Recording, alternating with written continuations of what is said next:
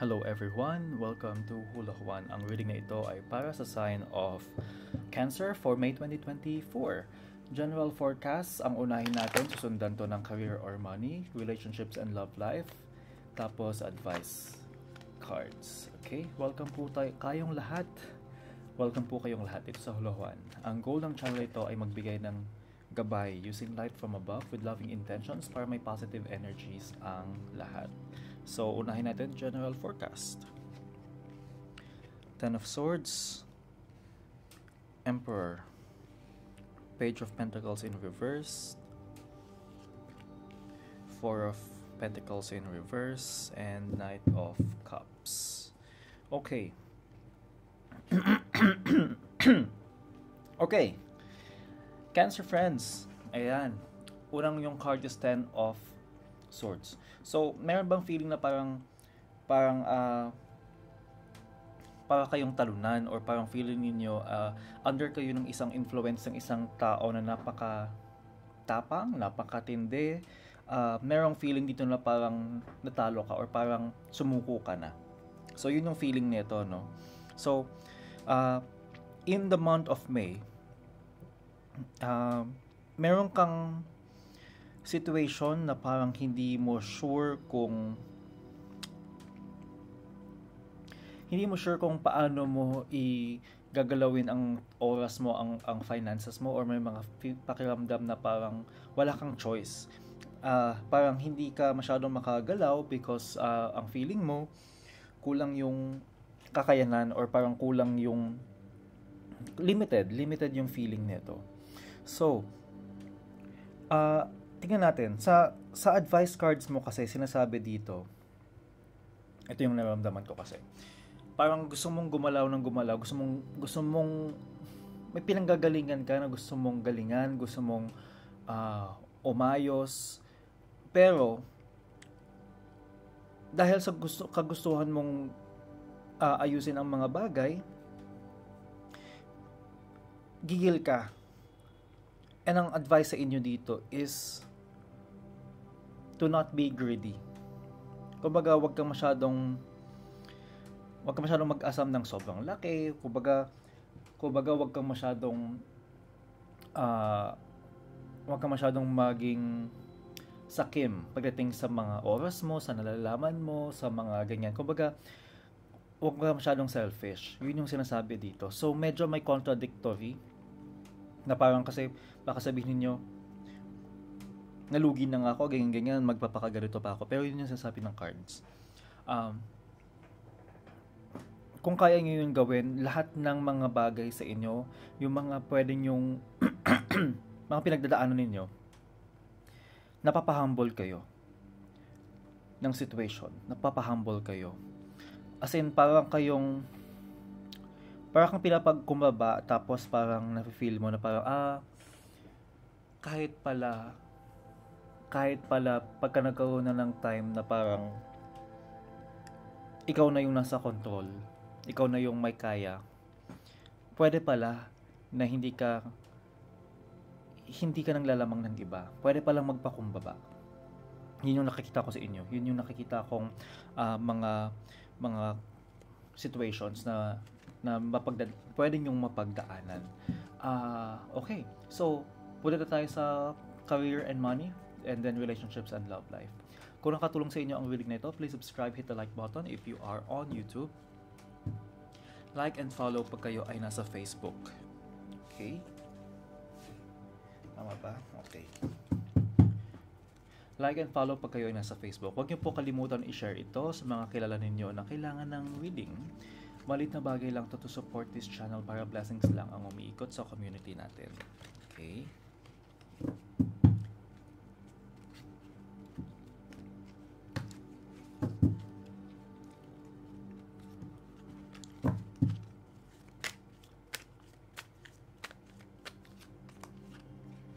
Ace of Wands, the Hermit, Six of Pentacles, Judgment, and King of Swords. Okay. Pagdating sa career and money, yun nga yung feeling ko dito eh. Kulang yung pakiramdam na parang pakiramdam mo wala kang control. or para kang walang means, wala kang mapagkukunan ng, kunwari sabihin natin gusto mong magsimula ng bagong business, magsimula ng ng something. Parang wala yung, hindi mo alam kung saan mo kukunin kasi wala nga Although nakikita ko naman sa inyo na parang hindi din naman kayo, well, somehow hinahanap mo yung sarili mo kasi dahil parang ano ba tong babaguhin mo? Hindi ko na alam kung paano mo, kung saan manggagaling yung mga ganun, no? So, may mga bagay sa'yo na parang pinaparealize sa inyo na parang bakit parang wala, parang kulang, bakit ganito, bakit parang hindi ka masyadong diskarte or makapagsimula ng something new. So, in May kasi nakikita ko din naman na may mga situation that may make you feel like bakit parang walang tumutulong sa akin or parang hindi ka makatulong sa iba.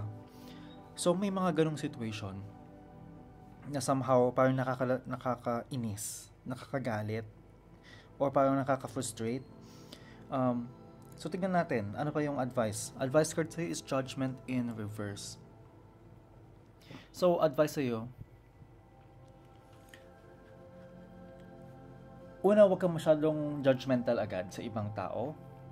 Huwag kang masyadong agad magbigay ng or mag-isip ng parang hindi masyadong maganda or hindi masyadong, alam mo yun, parang don't be quick to judge. But the advice for you also is, hindi lahat ng nangyayari sa iyo na nasa in the surface, no? Kumbaga, ito yung nakikita mo ito yung nakikita mong nangyayari. Wala kang mapagsimulan, walang tumutulong or kulang yung tumutulong, or may mga parts na parang feeling mo ikaw lang talaga. Pero wag mo i-judge yun kasi may mga bagay na nangyayari in the sa likuran, may mga nangyayari din na hindi mo nakikita. And yun yung magbibigay sa inyo ng liwanag kasi in the end, pagdating sa career and money mo, sobrang magiging maganda ang outlook mo. Sobrang magiging maganda yung situation mo. The reason is because umangat ka Para kang natutong umangat kasi natuto kang maging nalaman mo na kung ano yung nandito sa ilalim. And alam mong aangat ka. And pagdating ng pag-angat mo, sa pag-angat mo, dun mo ma-realize, hindi pala kailangan laging power, hindi kailangan laging ginagawa ng hindi kailangan na yung power is inaabuso.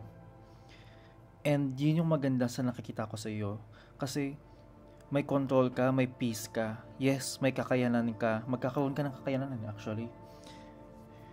Pero napakaganda ng learning mo kasi nagiging buo ka sa sarili mo. Nagiging buo ka kasi yung mga natutunan mo na ma-apply mo sa future pagdating sa career and money mo, magiging maganda. So excited ako dito kasi parang yung magiging effect nito sa mga sa harapan mo, sa future mo, napaka-humble pero marunong. Okay? Next is relationship and love life. Okay? Love life.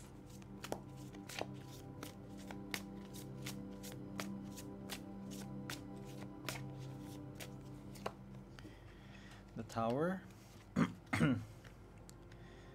8 of Discs. 2 of Cups. The Hierophant. And 2 of Discs. Gagawin ko pa siyang reverse. Sige, reverse na muna. Okay. Pagdating sa relationships mo, na anybody, no, na may relationship ka. It doesn't have to be jowa lang, no? Pwede namang family, pwede ding anybody na may relationship ka. Pwedeng office mates, okay? Pwedeng katrabaho, basta anybody. So you have the Tower. And parang nakikita ko dito na parang may inaalagaan kang relationship that you're trying to work on. In the past kasi parang binibigyan mo siya ng panahon, pero ngayon parang ano nangyayari? Parang hindi ko alam kung anong gagawin ko. So, there are these things na nangyayari sa'yo. May situation ka na parang hindi mo sure kung anong pupuntahan.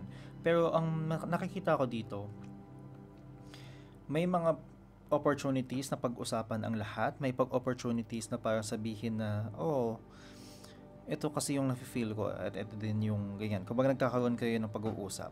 Okay? The Hierophant. Ang advice sa inyo is to be the Hierophant energy na parang manggaling ka lagi sa magandang intention. Why?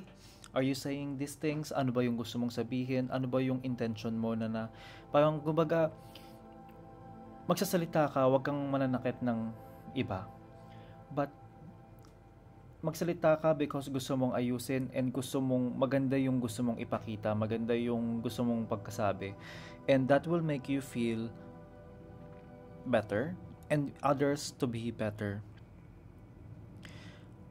Ang potential na parang mangyayari dito is the Two of Discs. So actually kailangan niya ako, babasahin ko ba itong reverse or babasahin ko ba itong baliktad? So ang nakikita ko rito, ikaw and yung ibang tao na nakapaligid sa'yo, magkakaroon kayo ng mas magandang pag-unawa sa isa't isa. It doesn't matter kung ano yung sitwasyon, pero meron kayong pag-uunawa sa isa't isa. Yun yung nakikita ko rito. Kung ano yung binibigay ng isa, yun din yung bibigay ng isa. Kung ano yung magiging trato ng isa, yun din yung trato ng isa. Pero may growth kasi may understanding. Okay? So, yan. Kuha na tayo ng advice cards. Meron po tayong 2024 forecast for your sign. Kung hindi nyo po yun napapanood, hanapin nyo lang sa videos ko. Yun po yung gabay ninyo sa buong taon. Okay. So, pang advice card.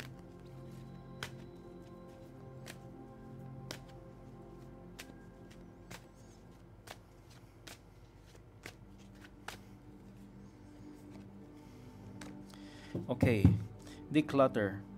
You will feel better and more focused if you will take the time to clear away clutter from your living and workspace. Donate what you can to help others who may need your items. Be sure to keep your schedule uncluttered as well. So ayusin nyo daw yung bahay ninyo, maglinis kayo ng bahay. Syempre, di ba? Para pangtanggal na lang din ng gulo sa buhay. Okay? And ipamigay mo na daw yung mga hindi mo kailangan kasi baka makatulong pa yun sa ibang tao. And make sure na makakatulong yun sa ibang tao. Baka may basura na lang yun. Mugwort, rite of passage. So may mga pinagdadaanan ka nga ngayon na parang kailangan mo siyang pagdaanan ba? Or parang kailangan mo siyang ma-experience kasi parang you want to be parang sa growth mo yun eh. Parang growth mo eh, na kailangan mo lang malaman itong mga bagay na to. So that in the future, mas magiging maganda ang iyong tingin mo sa sarili mo and how you are for others. Okay? Divine timing. The divine brings things in the timing that we need. Nothing comes before we're prepared, nor leaves too early. May I always trust your perfect and holy timing, dear Lord. So, itong minsan may mga challenges na dumarating sa iyo, but it doesn't mean na hindi ka magaling, or it doesn't mean na hindi mo kaya. It just means na parang sabihin natin may plano. Okay? So yan po ang forecast ninyo for this month. Subscribe on YouTube and follow on Hulo Juan on Facebook para every month may abangan kang forecast for your sign. Always remember sa lahat ng gagawin mong desisyon dapat mabuti ang inyong intention. Okay? So always remember, divine timing, maglinis ang bahay. See you next reading.